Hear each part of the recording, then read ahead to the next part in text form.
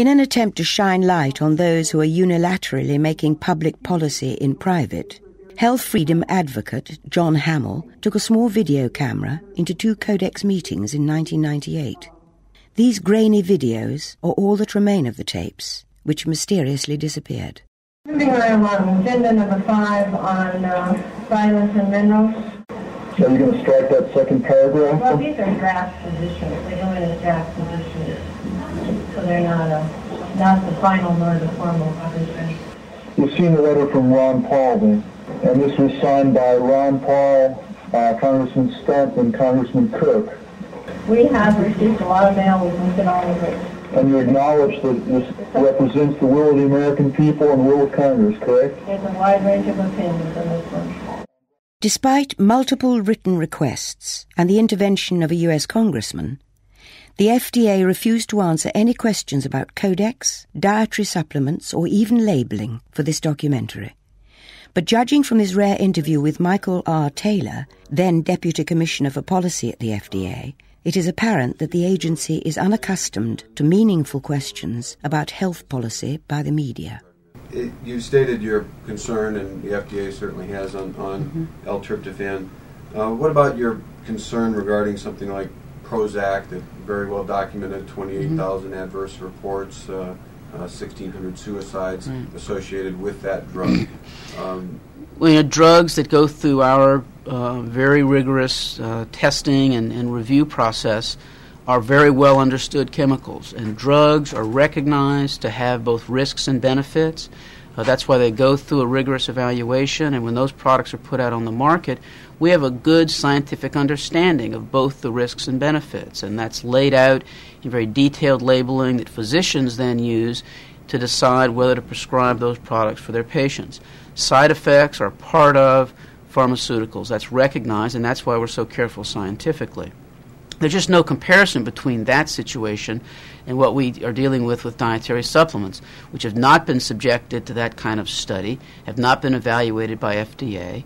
And a large part of the problem with these supplements is that we simply don't know about their safety. We don't know about their benefits, yet they're being out there marketed for, in some cases, for serious disease-related purposes. There's a big difference.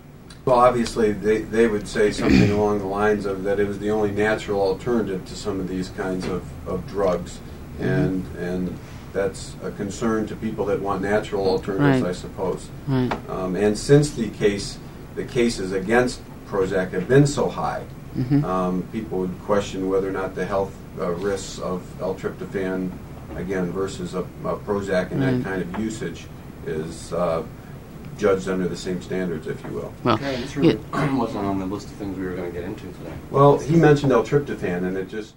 As the producers tried to get an answer from the Deputy Commissioner of the FDA, L-tryptophan, so it really... Mr. Taylor seemed to lose his patience with the tone of the interview. Mentioned, so I thought that I would follow up on it. Kurt, turn the camera off, we can talk. I'm happy to talk about this. I don't want to spend the whole morning on it. But of course, Mr. Taylor was anything but happy to discuss the safety record of Prozac versus the amino acid L-tryptophan, which the FDA banned outright when Prozac was approved by the agency. And it is important to note that the Food and Drug Administration has assigned Mr. Taylor's wife, Christine Lewis Taylor, to the World Health Organization, where she is now chairwoman of the Nutrient Risk Assessment Project. I don't think that you can say that anybody at FDA has ever been a friend of dietary supplements. Anybody. They are friends of the classical reductionist scientific system that is based on cause and effect and doing a bunch of huge and costly studies, which are the backbone of the pharmaceutical industry, which are the driving force of our healthcare system, which is driving us into bankruptcy and killing between 200,000 and 700,000 people a year. Some of them honestly believe in the useless medication. More, however, are bunkum artists without pity or conscience, willing to risk the lives of fellow human beings to line their own pockets. Institutional hypocrisy and bias are endemic at the agency. In fact, the FDA has made no secret of its intentions to harmonize the US vitamin and mineral standards with Codex, thereby reducing the dosages of common vitamins and minerals to ridiculously low levels. They've said so before Congress, in the National Register, and even on their own website. That system is not a good system, and the dietary supplement guideline, the vitamin mineral guideline, mimics the ideas of that system and tries to push them onto the international stage for vitamins and minerals. Bad thinking all the way around.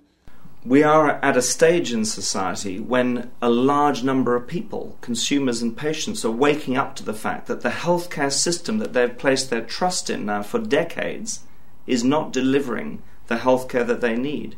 They're beginning to appreciate that very often if they have major diseases like cancer or heart disease, that the so-called solution to these diseases is in fact killing them. Today, all new drugs must be proved safe and effective before they can be marketed. In other words, the medicine must be safe and must do what's claimed for it. This is why we see this incredible growth in consumer demand for natural products. And of course, just as the consumer is starting to make decisions about what they want to do in healthcare, the regulators have decided, with a lot of pressure from big industry sectors, to say, you can't have it. It's reserved for us. When the WTO, the World Trade Organization, became a reality in the 1990s, the power of Codex was heightened immeasurably. This new worldwide body, devoted solely to the harmonization of trade standards, gave Codex the enforcement capability that had eluded it for decades. 2 U.S. congressmen, a Democrat and a Republican, have a philosophical divide on free trade, but agree completely on the dangers of the WTO and Codex. The WTO is said to be set up for free trade, and I happen to like free trade. I like low tariffs, and I like goods and services flowing across borders. I studied economics in college. I'm a skeptic of the whole theory of free trade, and it really crystallized around the NAFTA and the WTO agreements. I am a champion of national sovereignty, so I do not like the idea of getting involved in what the founders called entangling alliances. I remember talking to Mickey Cantor, the president's special trade representative, and I'd studied a little bit, and I said, I can't understand how we're going to bind ourselves to this agreement, which has a secret dispute resolution process, which has no rules regarding conflict of interest, and they will essentially preempt U.S. law. And then when you go to the next step of becoming a member of the World Trade Organization, means to me that we as a people and as a Congress, we give up too much of our responsibility and our prerogatives. I said, no, you don't understand. They can't preempt our laws. I said, oh, you're right. They can just fine us for having our laws, and we can pay perpetual fines because we have laws that protect consumers or the environment, or we can repeal our laws. But now we're talking about turning it over to a world organization that's going to force harmonization. So it's working as designed as far as they're concerned, which is to protect corporate interests and overrule governments and stick it to consumers. And they'll do that under the name of free trade and globalization and pretend that they're on the side of freedom. But actually, they're not. They're on the side of regulations and special interests and protection of certain big corporations. If there's a higher corporate good to be served by breaking the law, by having the FDA, work with the Codex and try and drag the U.S. into this nightmare, then they're all for it, and they're doing it. So we do what the WTO tells us, and that's why I'm very leery of the WTO, and I'd just soon we get out of the WTO. This would be like the ultimate reaching of government into our personal health lives, which would be unbelievable. And not even our government, some bureaucratic, diffuse, multinational, secretive government. It's the power that's in the WTO that we have to deal with ultimately, and I don't like the trend. On Capitol Hill, legislators are now debating the merits of yet another trade agreement called CAFTA, the Central American Free Trade Agreement.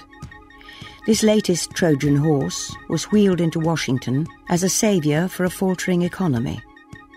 But as consumers in Europe could confirm, it will only lead to more backroom deals that could spell the end of health freedom as we know it.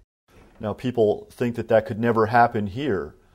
Probably at one time people in England thought it would never happen there, and yet their government has ignored over 1 million signatures on petitions on this issue, saying, sorry guys,